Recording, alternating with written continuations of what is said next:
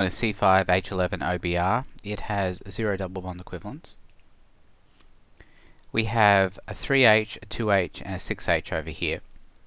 The 3H and the 6H are going to be CH3 groups. So we've got one CH3 and two CH3s for a total of 3 CH3 groups. And we have a 2H over here, that's going to be a CH2. Now, when deciding whether this 6H is going to be 2 CH3s or 3 CH2s, I think it's good to look at this guide here, and you can see that when we have 1 peak, 2 peaks, or 3 peaks, what that generally means is that the 6H is going to be 2 CH3s, and this is demanded by symmetry. It's only when we have 4 peaks under the 6H that we think about 3 CH2s rather than 2 CH3s. If you'd like, you can stop the video, you can take a read of this. Now we can look at what's left over here. We've got a C, an O, and a bromine, and that would generally indicate that we have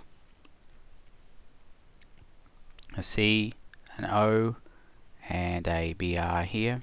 Check the pieces. So now we can put things together. We've got the C down here, that's probably going to be connected to the two CH3 groups that are over here, and we know this because the 6H is a single peak, and that means that the two CH3 groups are next to something that doesn't have hydrogens on it. So that would indicate that, well, they both can't be connected to the oxygen and be the same, so the only place they could really be connected is to that C. We also know that the CH3 group can't be connected to the same C, because that would indicate that we'd have 9 equivalent hydrogens. All these methyl groups would be the same, and we'd end up with a single 9H peak rather than a 6H peak and a separate 3H peak.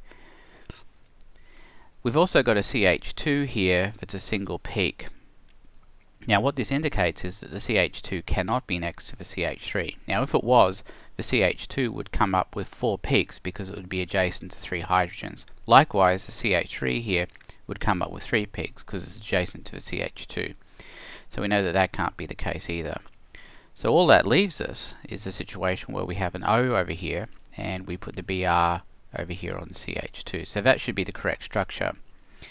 The other clue we can get is by looking at around the 4.0 ppm region. If we look at the correlation chart, we can see that generally speaking at around 4 ppm we have CH connected to oxygen, so that would indicate that we have a CH3 here connected to an O because it's at 4.0 ppm. The CH2 is connected to the bromine, it's between 3 and 4, and that's a fairly typical shift for CH connected to bromine as well.